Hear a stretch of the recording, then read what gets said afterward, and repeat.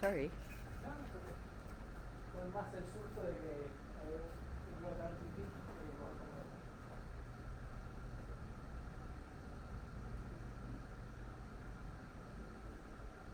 Hello. Hi. I think we're live. Say hi if you see me and can hear me without a problem. We were having some connection issues earlier today, so hopefully we don't run into any, but learning to go with the flow. I'm doing so I splurged to get the Deepak Chopra meditation app, and so my kids and I do meditation every morning. And the one we're doing now is the limited edition one with Oprah, and she was talking today about flow. So I figure we're gonna go with the flow. If something technical happens, then we'll just go with the flow, and it's our new normal. Hi, Che from Pasig. Definitely, if you're watching, say hi and where you're watching from, because it does sometimes affect what we share, especially if climate's involved, things like that. And please don't forget to to ask your questions, and I'll make sure we get them answered live. Morning, Ruth. You guys can hear me and see me. Thumbs up, I hope. Yeah, so we'll be waiting a bit. We have a lot to go through today. Lots and lots of allergens, but that's not true. Lots and lots of things to go through, allergens and not. Um, but I think we've grouped them properly, so we'll be able to get through everything. Um, so yeah, we'll wait a few more minutes for people to come in, and then I'll sort of jump into it. Hello again, Jenna from Utah. I'm hoping the weather is nicer now. Oh, goody. Hi, Florence in Parañaque. Yeah, I hear the vaccine rollout was actually going really well for you guys. I'm kind of psyched. Um, ugh, the news that just came out about J&J, the vaccine and blood clots. I have a lot to say, but it's a different topic, so we won't get into that today. Um, but if you guys are getting vaccinated, I applaud you and thank you as a fellow human. Ah, yeah, we're going to go through, I think, something like 8 things today. So I'm going to try to make it efficient. But definitely, hey, Casey, definitely ask your questions. I'll make sure we get them in there. If you think you're still in bipolar season, Jenna. Okay, fair enough. You know, climate change, what can I say? Actually, it's kind of been weird here too. It's been, it was so cool for the longest time and it got wicked hot. And then kind of the days have been, I don't know, confusing to say the least. So yeah, weather-wise, it's been a little weird. Um, but yeah, so I was saying if you have questions that you think are unrelated, ask them anyway, because I kind of believe everything's related. So ask away. Yeah, we'll start in about a minute and a half because we have so much to get through today. So I'll be speeding through the beginning with some reminders and then we'll go through stuff. I have props and things. Um, so yeah, just make sure to ask your questions. And if you're shy, ask them in private message. And we have people who are checking the private message on VMV's Facebook who will make sure I see them. And I will ask them without mentioning your name, obviously. So there, yeah, and about, there you go, a minute. We'll get started. Um, Lots of cool things today. Why I think this is a particularly interesting topic is because it's some stuff that are considered mainstays for sensitive skin, even to bring down flare ups. And some of them actually cause them. So I think that's really helpful to go through. Um, and then other things are actually not allergens and are wonderful and can be used. And again, for all of these allergens, it really depends on what your patch test says, right? Sorry, I got distracted. Really pretty butterfly. From Batangas, home of the balisong. I used to go to Batangas just to buy balisongs. I used to collect them. I love them. I hope you guys are well. I don't think the contagion is so bad, no? Where you are, Karen. So I wish you well. Okay, since we have so much to get through, I will get started, folks. Yeah, welcome to our skin sites. again for allergen, not an allergen. All April for us, pretty much every year, is allergen, not an allergen. And today we will be covering some favorites for sensitive skin and checking if they are in fact good for sensitive skin or if they are allergens. Don't forget, Allergen Not an Allergen is all over Facebook and Instagram for us, and all of April we're picking winners. So it's pretty fun. You can test your skintelligence quotient, and guess if certain things that we're putting up there are allergen or not an allergen, and then we randomize the winner based on the correct answers. So definitely check it out, Instagram and Facebook, and then subscribe to our YouTube channel. I'm doing some of the stuff, some of the older allergens we've covered. I'm making short videos of those for reference. So yeah, check those out. A quick reminder, when we talk about allergen, not an allergen, when we say allergen, we're talking about contact allergens. We're not talking about like food or dogs or cats. Or at least when we call something an allergen, we mean a top contact allergen, which is based on patch test results. Sometimes we'll feature a specific ingredient, like today we'll be talking about green tea, and other times we'll be talking about a thing that you will never see on a patch test tray or in your patch test results, but that might actually help you because it's something that we're always sort of dealing with, like a phone cover. You'll never see a phone cover on a patch test tray or in your patch test results, but we'll discuss it and talk about the possible contact allergens in phone cases, for example. Our reference for top contact allergens are the regularly published lists of top contact allergens by the North American Contact Dermatitis Group and the European Surveillance System on Contact Allergies. Those are our primary sources because they're regularly published and because they are based on thousands of patch test results, 28,000 plus.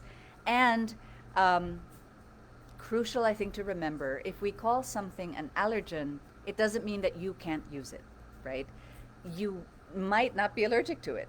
Your patch test might show that you're allergic to something else, but not this particular allergen. So if you do have a history of sensitive skin, we urge you to get a patch test. So today we'll be diving deep into 8 things. So I will be efficient today. Virgin coconut oil. This is ours, the Know It oil. Corticosteroids and steroids, which I'll show off later.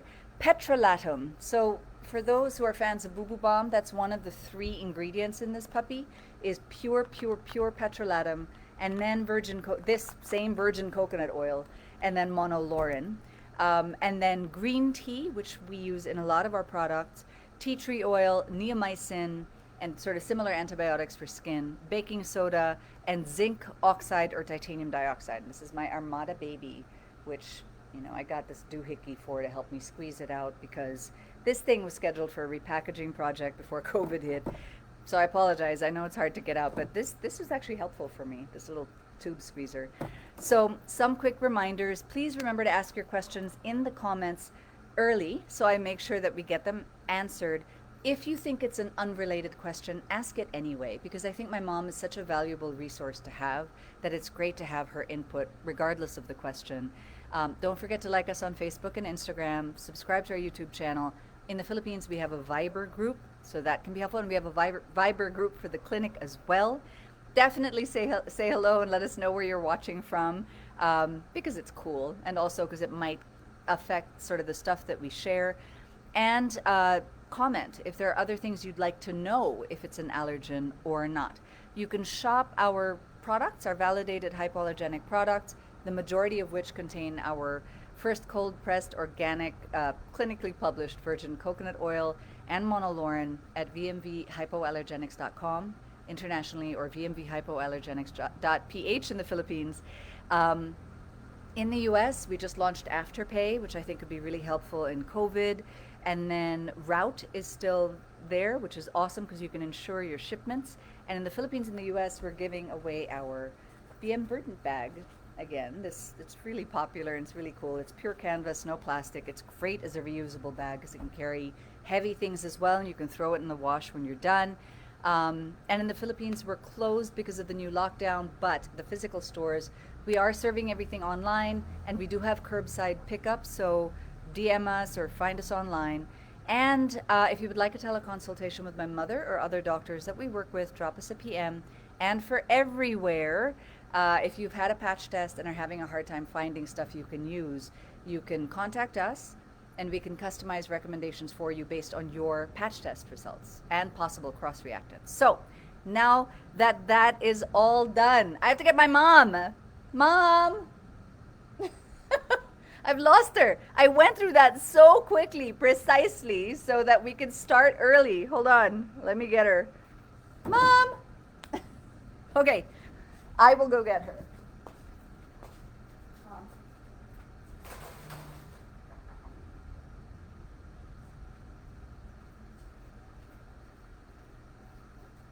Oh my goodness.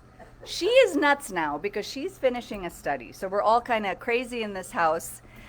Hello, I apologize. Nina. Yeah. I'm so sorry. Hi, Tammy. New Zealand, Maryland. We got Joe in New Zealand. We got Tammy in Maryland. We have Jana in Utah. We have Novaliches, Batangas, Parañaque. Fantastic. So it's a perfect group for all of the allergens we're going to go through today. And I was rushing you because we have like 8 things to go through today. Okay. So it is a lot. Quick introduction. For those who are watching us, you already know my mother is our founding dermatopathologist. What I find, though, particularly interesting, besides all of her greatness and the publications and the clinical acumen and all that stuff, is that, a little bit, she is a contact dermatitis specialist. And one of the things I try to remind people is contact dermatitis, really to me, is probably one of the more underdiagnosed things, right? Because it's often mistaken for other things that are so much more serious, right? So it's psoriasis or it's this or that. It could be. Yeah, it could be. But the contact dermatitis could also be there. And what's stunning is if you can address the contact dermatitis, you might not need so much more medicine, complicated whatever, steroids, etc. So I love referring to the contact derm specialists because also they have a deeper understanding of these ingredients and substances, right? So that's who she is. Say hi, Mom. Hi. Good morning, everybody in the world. I'm looking this morning at a prosperity tree. You see it? With 4 beautiful flowers there. I know, but they can't see that. You can't see it. It's No, really gorgeous. but Florence Anyway. likes what we're wearing, so yay, thank you. Okay, so the very first thing we're going to get into, and I arranged this actually on purpose, is Petrolatum, because I know it's one of your faves. Yes. So this is pure Petrolatum. So first thing, is it an allergen or not? It's not an allergen. See that? Pure Petrolatum. It is not an allergen. Which is the reason why practically all, except for a few that's in alcohol or water, chemicals or allergens in the patch test trays are in Petrolatum. Okay, so it is not an allergen. It's However, actually a fave of dermatologists to Right. use. however, However, depending upon how it is purified, because it is from petroleum, it's the last part of the petroleum that is then dredged out and used, and it is purified and purified and purified and cleaned up and all that, and all of that has to be removed to then get you this nice white looking Petrolatum. Okay, so the pure one will have gotten rid of all of the chemicals or processes that have been used to purify the petroleum based product, and you have now Petrolatum. Years ago, I actually did a study here in the Philippines because we had patients who were complaining about being irritated by the petroleum jelly or Petrolatum I was giving them. And so I did a study of the various kinds of Petrolatum that are available in the market, and I began to realize that many of them come in tubes, and if you look at the ingredients, it's not pure Petrolatum at all. They got add things stuff. like fragrance, stuff, and all. Right. And so I did a testing. I actually did patch testing of all of these, and I found that the Petrolatum that was best for me to use for my patients came from New Jersey, and Joycey, go figure. Joycey, ever since They also make a really good ever gin, since- which is irrelevant. yeah, the Sorry. Petrolatum that I use a lot of in the clinic, in research, in studies are that the petrolatum It's very from there. pure. Okay, so just a few quick notes there, right?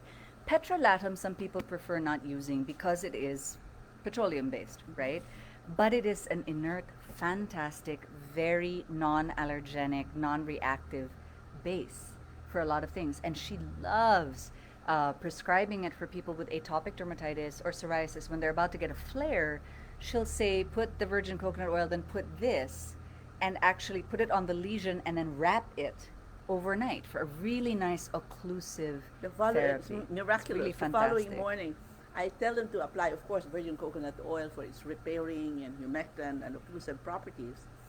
But the petrolatum on top of it adds on another layer of protection and allows the barrier, because very often our skin nowadays have barrier defects and barrier dysfunction. And this is fantastic for that. A quick note as well on this. You know, I keep showing it. I don't know if you can see there's like little black hairs in there. That's not because it's gross. It's because we use this for our dog. One of our dogs she's over Atopic there, dermatitis. has a really severe atopic dermatitis. So every night the dog gets a spa treatment with my daughter with virgin coconut oil with vinegar, and then this as an occlusive base on top of it. So it's actually, the topic today is 8 things that are favorites for sensitive skin. And we're exploring if they're allergens or not an allergens. And petrolatum, pure, is not. It's actually allergen. quite good because it provides that occlusive But look at care. labels. Look at the labels. And Liz, thank you. Good morning to you too. For those who are saying that she's also a fashionista on top of all her accomplishments, I agree. Okay, so moving on. We have like 8 here. Zinc oxide and titanium dioxide. So, Okay. allergens or not? They're not allergens, but again, There. they are, yeah, Go ahead. they're large molecules. Oh, much larger than the 500 See, it's quite thick. Daltons. See? That's the size of the weight of the size of the molecules in chemicals that when applied on the skin, if they're less than 500 Daltons, gets to be absorbed by that barrier of our skin there. Word of the day, Daltons. Dalton. Um, yes. Okay, so That so can there- be a name of a boy. yes, Dalton is the name of a boy or girl. Okay. Or any gender. So I think what's key here is zinc oxide and titanium dioxide, number 1, are not allergens, but they are also mainstays for sensitive skin, right? In part because that large molecular size serves as a barrier also, no? To help in barrier repair. Exactly. So we did a live stream fairly recently on barrier repair. We should probably do another one on the skin's barrier layer because it's that important. Truly. Yeah. What's nice about, so zinc oxide and titanium dioxide, some people don't know, are 2 of the most effective against indoor visible light Mhm. and blue light. That's also why she loves them. And the key, And I even think, infrared heat. and even, there you go. So in terms of From melasma, oven making and all. right, photosensitivity and stuff like that, these are really fantastic ingredients to look for. I would caution people on something that you just said. You heard her talk about large molecular size, right? That is key. You will find some zinc oxide and titanium dioxide sunscreens or pastes that feel so light and gorgeous and wonderful. Those probably use nanoparticles. That's right. And nanoparticles are Less than 100. yeah, are a little bit, let's just say they're still controversial. There's controversy about it, but the possibility of it being able to be absorbed into the skin is there. Yeah. So go for the regular zinc and titanium dioxide. When you apply it on the skin, it looks white. That's what I And showed what- you. all right? that you need to do, all, you compare, see all you the- need to do But it is really disappears. just massage it gently, gently, Right. gently. Don't worry, it will not disappear. It will stay. So, okay, clear on the small molecular size thing. So the controversy is this: basically, nanoparticles. We don't yet know if it gets deep enough in the skin to penetrate also the bloodstream and possibly cause problems. There's also issues about reef safety and getting into the oceans because they're such small particles. And then the other thing to remember is a gold standard in hypoallergenic care is the bigger the molecule, the better. Right. The smaller the molecule, the higher the risk of an allergic reaction.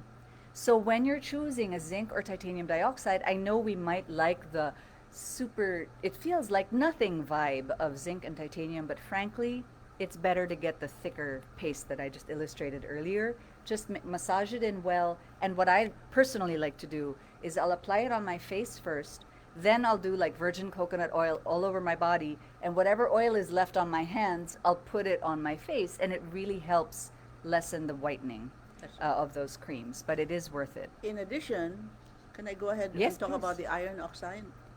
Sure. There's the latest Academy Journal of the American Academy of Dermatology journal is on visible light. This has become a very important. I'm so glad they brought it out because in this day and age of us spending many more hours working on our computer indoors, we think we're safe from the sun. Yes, we are, but indoors we're not safe from the visible light coming from these gadgets. And so when you add to the iron oxide, to zinc and titanium dioxide, The iron oxide. which is also for visible light protection, It's really helpful. it's really nice. Which is also why she likes layering. If Which you're is a layered, this is a layered look, therefore, turn it off. with the iron. She also talks a lot about layering, and we talk about layering primarily for sun and light protection against melasma. But layering also helps you in terms of that barrier protective care, especially for skin with contact dermatitis, atopic dermatitis, psoriasis. All that helps. So actually doing that, let's say VCO, then your zinc and titanium, then like a foundation and a powder, that's all actually a really good thing, assuming there's no dyes and fragrances and stuff, right? And this is relevant because many allergens are also photoallergens. So if your concern isn't so much sensitive skin, but it's dark spots and blotches, so many of the allergens are photoallergens. So same banana, Correct. right? Okay, so moving on. And yes, thank you, Anna, for watching from Antipola and Ras. It's good to see you guys. Okay, next we're going to be talking about baking soda. Ignore the container. I actually take baking soda every single day because I have an auto-inflammatory disease, and there's a wonderful paper. If anyone has an auto-inflammatory disease and is curious, put it in the comments. I'll give you the link to the paper. It's fantastic. So baking soda, right, for sensitive skin. Allergen or not an allergen? Not an allergen. And why do people use it for sensitive skin? They use it because it's very soothing on the skin.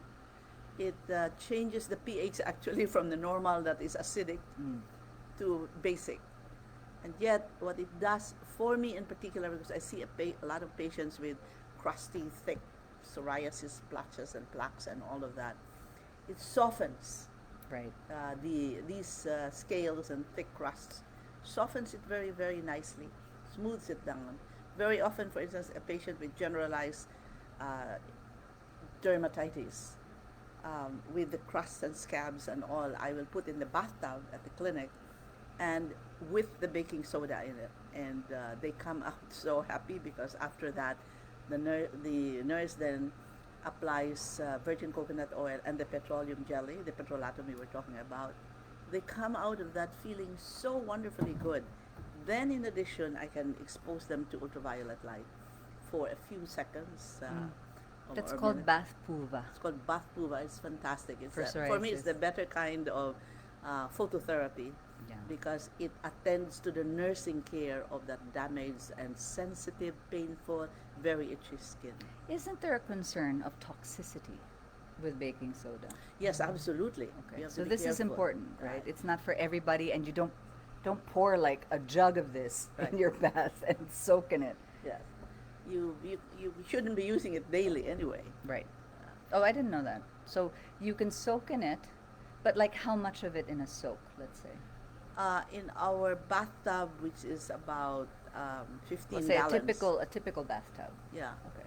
A typical bathtub is about 15. I don't know. But let's say we in have a typical big round bathtub. bathtub, so it's about 15 gallons. I hope I'm right, you know. And we don't fill it up to the brim like we would, take a tub bath. Just about 6 inches or a little bit more. So it's like a because the sitz body- bath almost, a little Yeah. more. It's not so that you're up to here. with your suds. Mhm. It's just enough so you can soak the skin, particularly the affected lesions. But how much baking soda would I you then add 1 cup to 2 cups of baking soda. under cups? that. Yes. Okay. So 8 ounces, Yes. right? Okay. If you're really interested, text me and I will be very sure about the numbers. Okay. Sorry. But what is the risk of toxicity? Too much of it, or is it a particular type of health condition where I shouldn't use it? Yeah, it has something to do with the kidneys, perhaps, and the Okay. sodium that is afterward Okay. is, you know. So there are It comorbidities. is a sodium So salt. if you are looking at the possibility of doing a baking soda soak for your psoriasis or atopic dermatitis, make sure you give your doctor, your dermatologist, your full medical history, Right. including things like renal issues, etc., because there are certain things to look out for that are Or contraindicated. drugs that you're taking that may affect the electrolyte balance of There you your go. body. You should be more careful with that. Okay, jumping But it ahead has its because uses. again we have 8. So we're now at Number we're 4. Good, yeah. Green tea. Ah, This love it. is fascinating. So I just got green tea in a tea bag, right? We actually, yeah, we're kind of fans of green tea, but it's not so straightforward, Yeah. right? So allergen or not an allergen? Not an allergen. Long But- time. And it has so many amazing antioxidants in it. It's Oh, been there too. properly studied and all.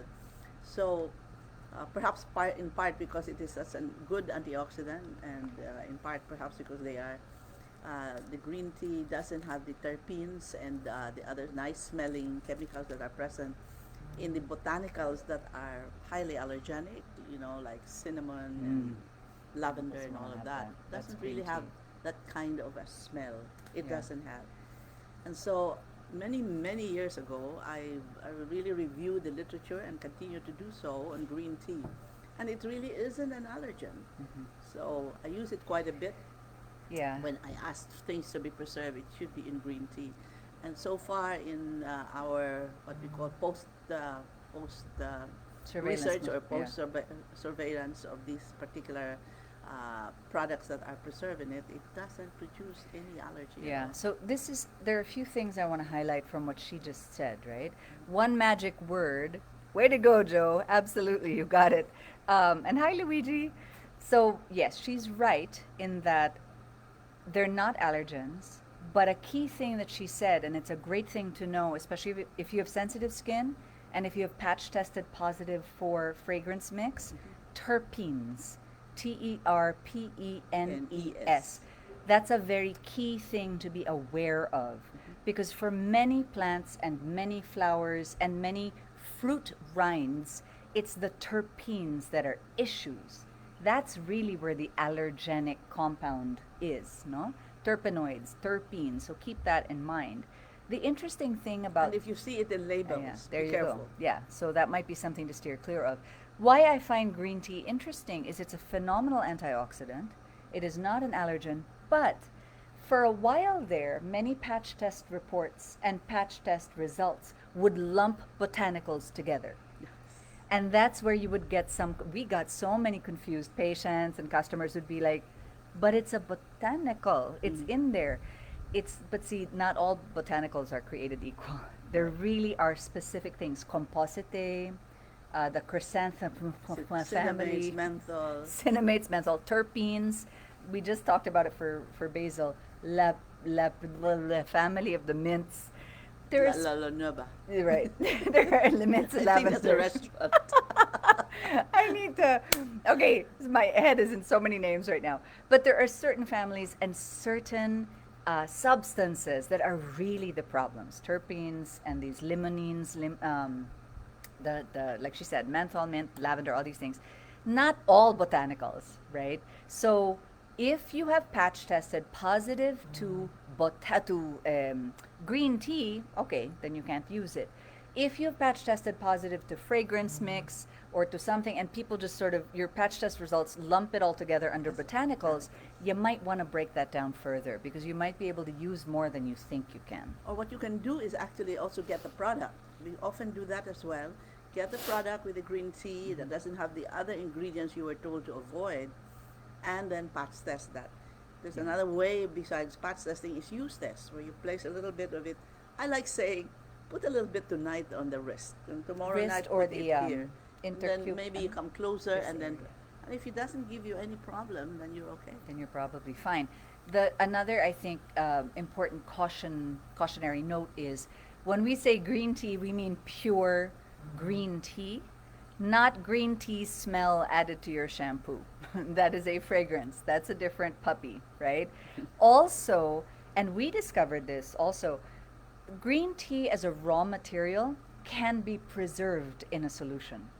So if you're exploring a product Yes. that uses green tea, see if you can contact the brand and ask them, is the green tea preserved in parabens or in That's right. fragrance even? Because in the actual raw material, the solution might have a dye because it is green tea is kind of brown.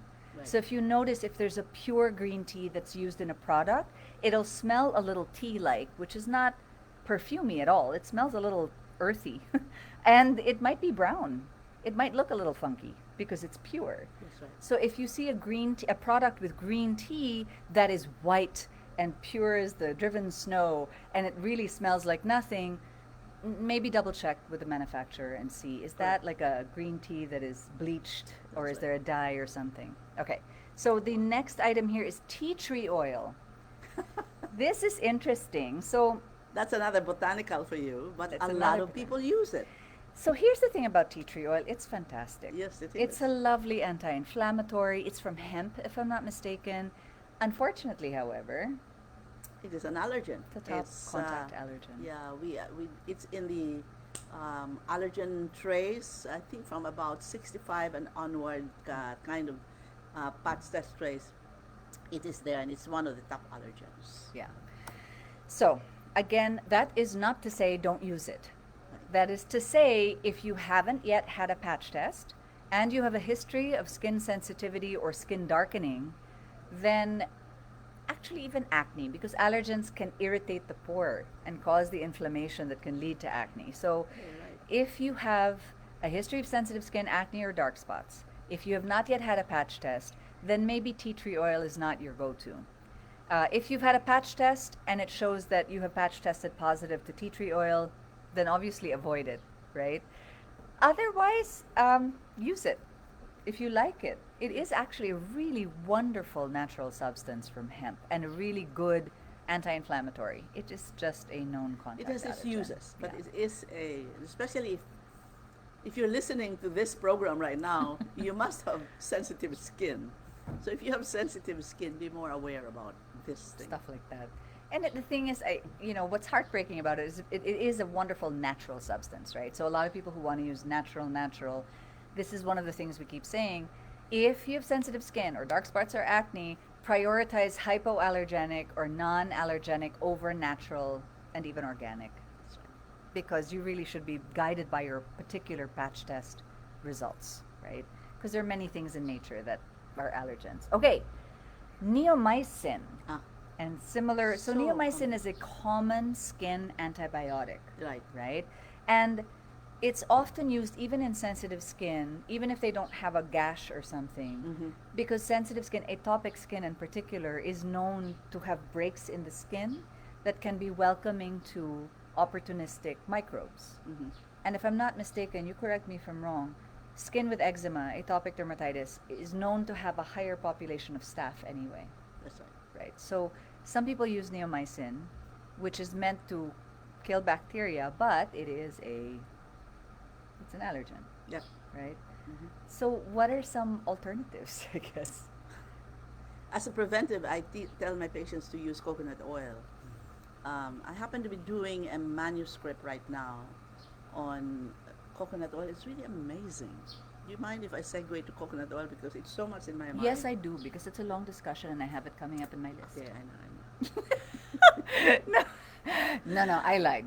Well, here's the thing. After we talk about neomycin, we're talking about steroids and then coconut oil. Right. So I figured you want to tackle first the antibiotics and the steroids before we get to coconut oil, because I Right. suspect you're going to hit both of those things Yes. with virgin coconut oil. Right. So going first to antibiotics. Sorry, we have some people who have private messaged some questions. So yes, please definitely write them down. I'll get to them. But so in terms of antibiotics for the skin, Right. in terms of antibiotics for the skin, there are so many. You can go to the drugstore and they're really available just off the off the counter. You don't have to get a prescription for them. So and they contain things like basitracin and neomycin and That's right. Acetoracin's is also. mupirocin and all that. Yeah. They're good. Because you use it twice a day for maybe a week, and it takes care of a little bump that's gotten red, a bite that's gotten red, a scratch that gotten red. As long as it's okay for you, your skin doesn't react to it, that's fine. But when you begin to realize that that spot is no longer just a spot with a redness around it, but it's expanding, there are a couple of things that's probably happening. Either your bacteria got in that was not responsive to that particular topical antibiotic. This can happen nowadays because there are lots of resistant bacteria now to antibiotics. But on the other hand, it can also be because it has become allergic to that particular antibiotic that is there. And many of these products are so many allergens in it. They don't contain just an antibacterial, they also contain an antifungal, and they contain a steroid as well, and then the preservatives and all that. So they might have preservatives or fragrance even, or dyes, right? Mhm. So just sort of underscoring some of the things that she just said, I want to make clear, antibiotics are not the devil. They're not bad. If you need an antibiotic, you need an antibiotic. It is really rather important. Right. And not all antibiotics or skin antibiotics are skin allergens. Quite well, these few, right? So she mentioned bacitracin, neomycin, a few more. You would need to patch test positive to those. For example, I spent my whole life not being allergic to penicillin, right? All of a sudden, at the ripe old age of, I don't even remember now, I was going to my C-section for my second child, so 10 years ago, so I was 40, and they did the test, right? And all of a sudden, I was allergic to penicillin. I wouldn't have known this unless they had done the test. So there is a chance you could be allergic to things like bacitracin or neomycin and not know it until you get a patch test, right? So these antibiotics are not things to avoid, but there is a chance, not a too low one, that you might have an allergic reaction to one of them because they are top contact allergens. So that's clear, right? Antibiotics are not the devil. They are necessary when necessary. The goal is to not have to use them so much. The goal is to practice accurate, proper prevention consistently, so you need them very infrequently. And then, we have to be careful about what antibiotics you do use, right? Correct. Which brings us into something else, which is another one of her favorite topics, and I think which has similar cautionary tales to antibiotics, which is steroids. Nemesis. So corticosteroids. They're fantastic, wasn't it? I don't want to show it too well because the brand might be known. But anyway, topical steroids. Okay. Topical steroids, when you use it for a week. Big go. It should stop everything already. That will be responsive to that steroid, whether it's a bite, whether it's an itch, whether it's a dust mite, whether it's from the, you applied something that your skin didn't like at all, so you have a hive, perhaps even a contact urticaria and all that. But the problem is with people who have a recurring problem with itchy skin, so that they have a tube readily available all the time, and they apply it.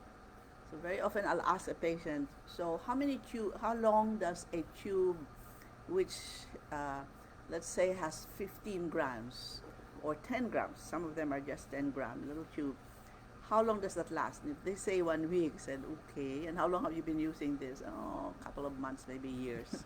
Then the problem then is over time, you can actually become allergic to the ingredients of the steroid that include things that melt or mix in with the steroid, because it has to be mixed usually in a water soluble ingredient, and so that, and sometimes they even add preservatives, and all, of course.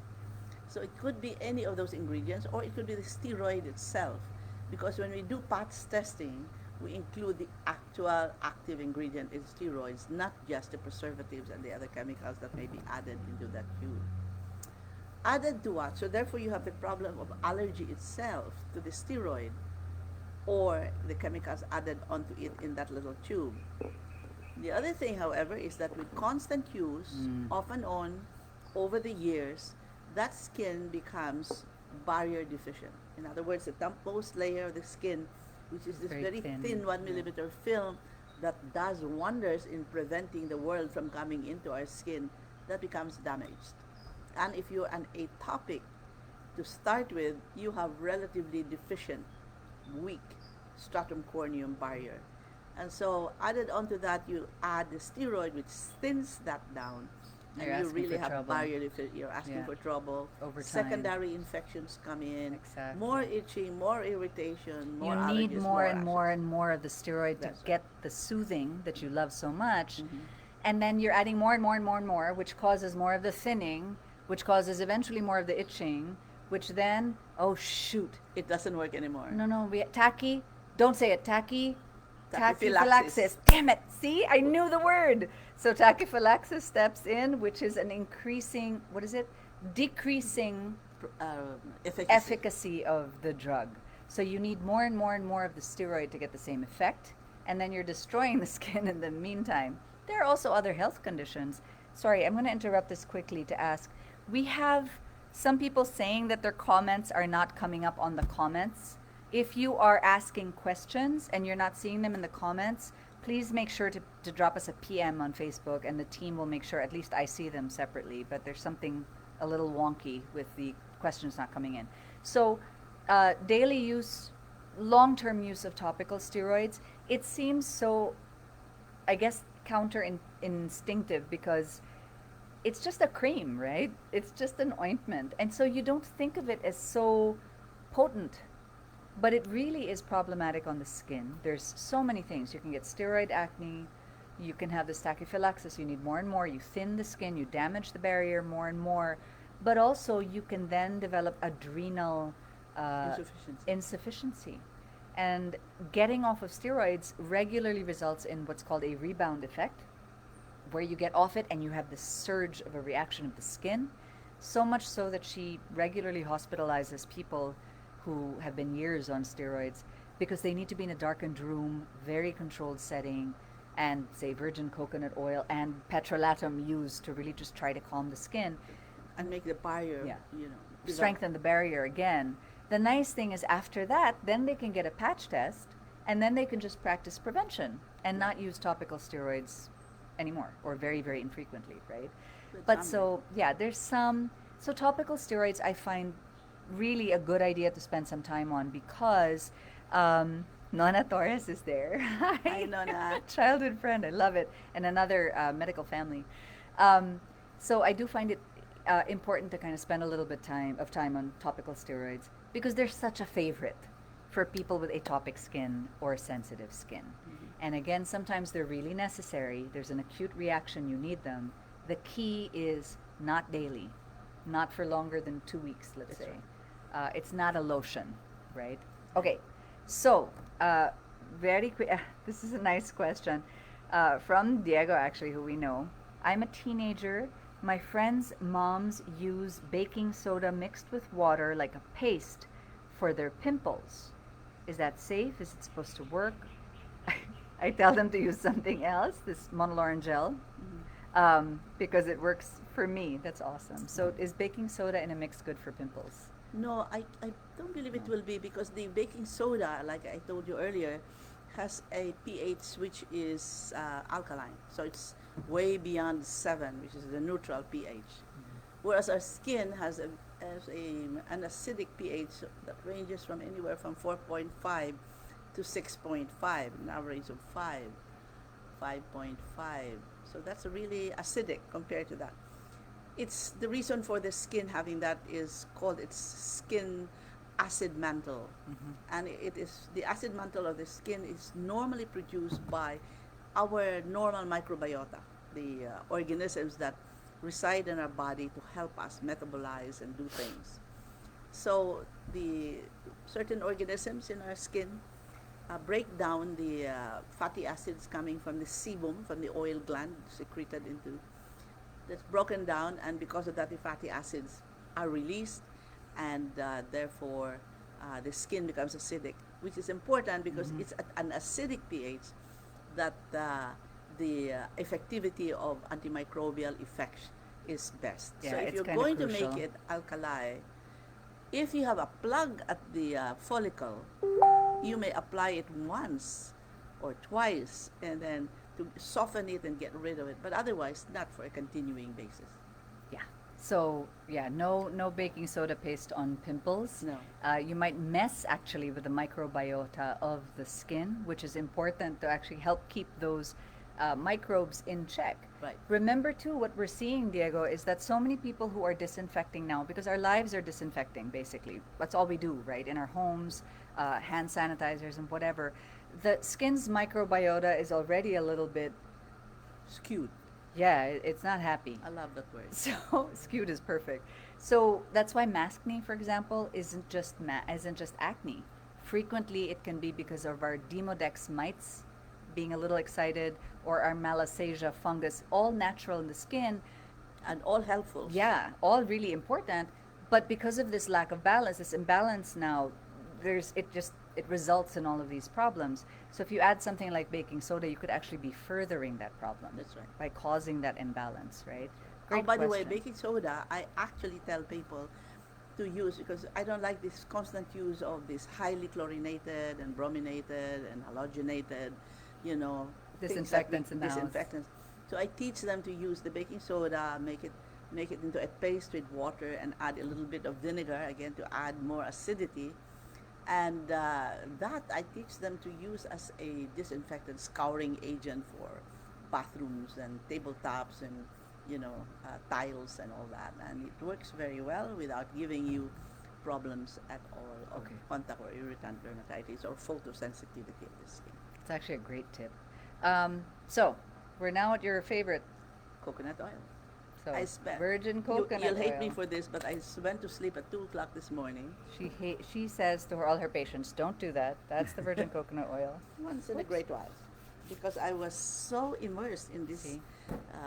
So it's still a little greasy at first, and then it just disappears. It's kind of gone, right? It absorbs so quickly. So, allergen or not an allergen? Not an allergen at all, and there have been so many studies that we've done. I use it religiously, constantly, for the most irritated, dry, open sores and ulcers and She's crotch talking problems. pure And all. virgin I'm now. talking about these kinds of patients that I use virgin coconut oil, and they love it because it allows the skin to heal, the barrier comes back, Yeah. the skin becomes nice and soft and oil.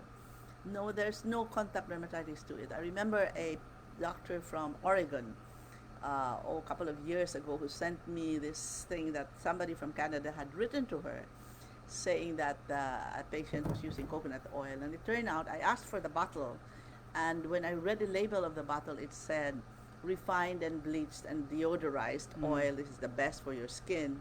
So I wrote back and said, well, No. RBD, refined, bleached, and deodorized, is really cooking oil. It is cooked oil that has been derived from copra oil, which is meat of coconuts that are dried out in the sun or heated up or whatever, and then sold en masse to from manufacturers copra. of copra oil. Yeah. And that is therefore not virgin coconut oil. The virgin coconut oil is amazingly cold pressed, comes from organic usually, or should come from organic coconuts.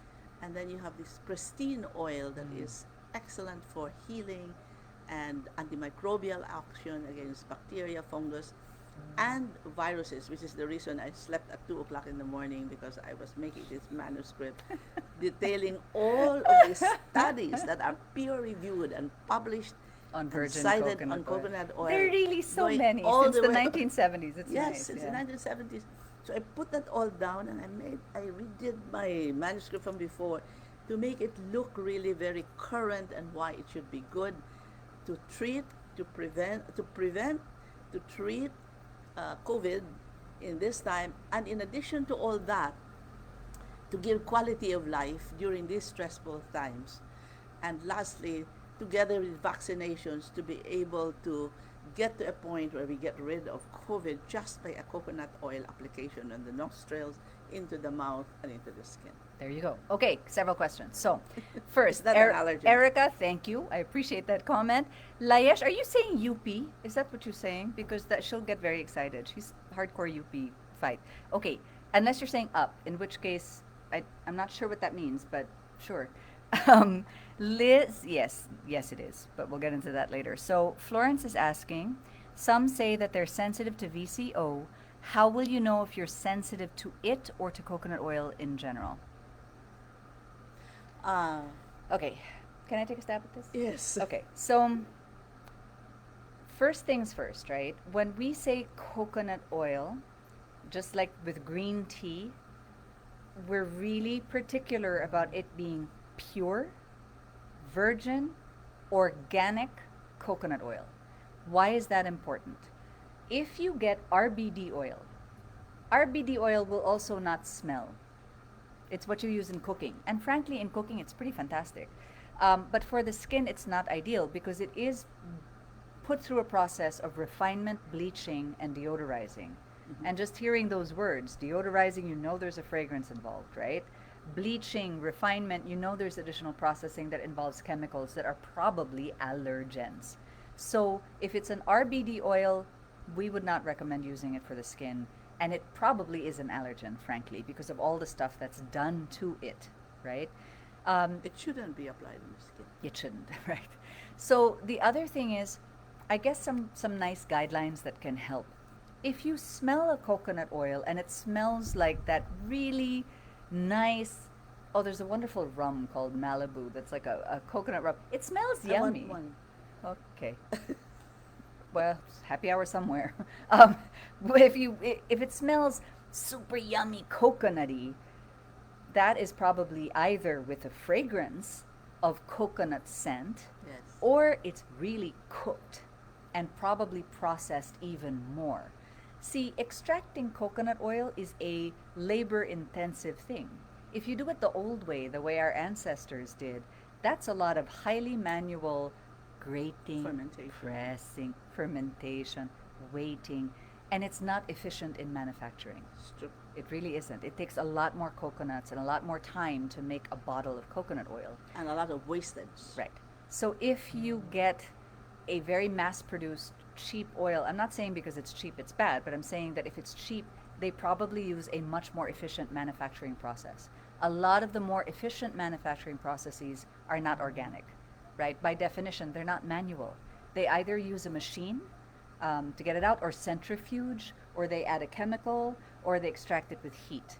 These things probably will increase the risk of allergenicity. So if you have a history of sensitive skin, we would not recommend that. She would really say look for pure, look for organic, look for cold pressed. That is the safest.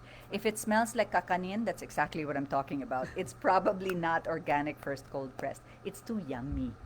It smells too good. It's been cooking, right? It's been heated I can talk about this. all day. I have a coconut farm that this dermatologist with a big practice and research practice things in Manila. In 1997, when I came back from a meeting in Beijing and met this Dr. Kabara, who did some of the very first studies on coconut oil and monolaurin, I went back to this farm that my father had somewhere in the middle of Leyte, which we had kind of just neglected, the family neglected, because we are all Cebuanos. We come from this island of Cebu. And I went there, got in touch with it, had a fantastic farmer who became Scientist of the Year with no background We at have all. 6 minutes. Ah, really? We have six Okay. minutes to go. Anyway. Let's address the allergenicity thing, okay? Okay. There have been... Anyway, I established it to become really organic, Okay. so it must be organic. there, And the reason for that is another time. okay. There Let's talk about organicity. We didn't. Okay, listen. We have a live stream on organic versus natural. We'll do another one. We do have videos on that as well. I want to make sure that we nail this home. For allergenicity, virgin coconut oil, organic, pure, cold pressed, is not a top contact allergen. RBD. It's not an allergen, period. It's not an allergen, period. Excuse me. There have been some case studies reported on reactions to coconut oil, but they have been to RBD coconut oil because of the RBD part. An interesting side note here: when you look at surfactants like cocamidopropyl betaine, cocamidea, they're both allergens. Yeah, I pay attention. They're both allergens. It's not the coca part of it. They're both taken from coconut. It's the amidoamine, cocamidea, cocamidopropyl. It's the amido Though it's molecule the amidoamine that gives chemicals it that its are added. allergenicity. Exactly. So pure, cold, organic, cold pressed virgin coconut oil It's not is an not allergen. an allergen. And a final note there, we mentioned it earlier. If you prick tested positive for coconut oil, that doesn't necessarily mean, in fact, the chances are high you can still use it on the skin. Because prick testing for food and dander and That's pollen different. is a very different modality, very different set of cells, which we also talked about before. I want to get another question in here from Philip Ipe, who was with us before, asking about a best line for a mom who just gave birth and who is experiencing dark skin. Would that be cloasma? Yeah, it's cloasma is basically refers to the face, but a pregnancy produces hyperpigmentation in the creases, in the axilla, in the back, and in various parts of the body, let alone the abdomen because it's been stretched, and so therefore there's some kind of post-inflammatory, post-inflammation, hyperpigmentation from that. So for that, give it time because it does lighten, and in the meantime, you can apply coconut oil, and what I sometimes do, except the mother is probably going to be breastfeeding, so we don't want to add retinoids to it. Not yet. No. So leave it alone, just apply that on areas. This is what I always tell people. When you have hyperpigmentation, allow it time because this does go away. Don't use chemicals because you may be breastfeeding and the chemical Don't you're use using. harmful chemicals. Yes. Again, there's so chemicals that are And in in nature. addition, apply a sunscreen, a light screen that also protects against visible and blue Right. light indoors into the face, like the ones that we talked to you about with zinc oxide, titanium, and iron oxide. So key there is prevention. Prevention. Indoors and out. Wake up in the morning. As long as you have lights or blue light or the computer or the phone, you need to wear that sun and light protection, especially if there's cloasma or hyperpigmentation already. Everything else that's used cannot be fragrance. So many baby things are fragrance to the Scented gills. baby. No fragrance, no Doctora, preservatives, I'll no bet- dyes, no purple lotions, none of that cute stuff. Stay away, even in your laundry detergent. Oh, especially in the laundry detergent, Uh-huh. right? Don't be exposed to any of that stuff. That will really help at least prevent the pigmentation getting worse. It might even help it subside. And then you can do a more aggressive treatment after breastfeeding. Correct. So there. It is 10:57 at my time, so I know you have to finish this thing that she's working on that she slept 2 a.m. for. Right. We yell at her for this. She's not supposed to. I love you. Mwah. Thank you so much. Love Mom. you too. Okay, until next time, we'll talk about more allergens, folks. Yes. Thank you, everybody. Stay safe. God bless. Okay. Stay with the universe. Amen. Amen to the Okay. universe. Something. Okay, so very quickly, and then I'll make sure that we end in time. And next week we'll tackle a lot more again. Someone was asking about virgin coconut oil. I don't like mentioning brands when she's here because she's really quite the stickler for that, even our own, right? So Know-It Oil is the virgin coconut oil that VMV makes. This is an excerpt of one of the clinical studies published in a peer-reviewed journal. We have several. And it is cold pressed and it is certified organic in multiple countries. So that's what we make. The pure Petrolatum that I showed you guys earlier is what's in Boo Boo Bomb. And this is actually, I did a video on eczema in YouTube where I go through in detail about that wonderful overnight occlusion intensive therapy trick. Yes, and sorry, in addition to this, we have another one called Oils Well from the Grandma Mini line. Ipe, I wanted to underscore, the Grandma Mini line from head to toe is a great option because it's all of that. It's anti-inflammatory, 100% allergen-free, and then Armada, of course, especially baby or post-procedure. And if you get baby, I think you might need one of these tube squeezers because COVID interrupted our project of changing the packaging for this. But it really is helpful to do that and get the product out. So yeah, we'll see you next week. We'll have a lot more allergens to cover. Don't forget to check Facebook and Instagram daily. You could win. Every day we're picking a winner all April for Allergen, Not An Allergen. And if you want to shop a lot of the products that we mentioned, it's vmvhypoallergenics.com internationally and vmvhypoallergenics.ph in the Philippines. We are also doing curbside pickup, Viber sales in the Philippines. So get in touch with us and we'll make sure that you are not flaring or dealing with acne or whatever, or dark spots. And if you would like a teleconsultation with my mother or any doctor or nutritionist that we work with, please drop us a PM and we will help. Yay, Ipe, I'm glad that was helpful. And if you have had a patch test and are struggling with recommendations, they're not so straightforward. Like some patch test results will say positive to fragrance mix, and then you might get recommended a soap that says unscented, but contains benzyl alcohol, which is fragrance. So we can help customize recommendations for you based on your particular allergens and possible cross-reactants. Otherwise, subscribe to our email so you don't miss out on specials and stuff, and our YouTube channel. And right on time, I wish you well, people. Get vaccinated, stay safe, and I'll see you next week. Bye, everybody.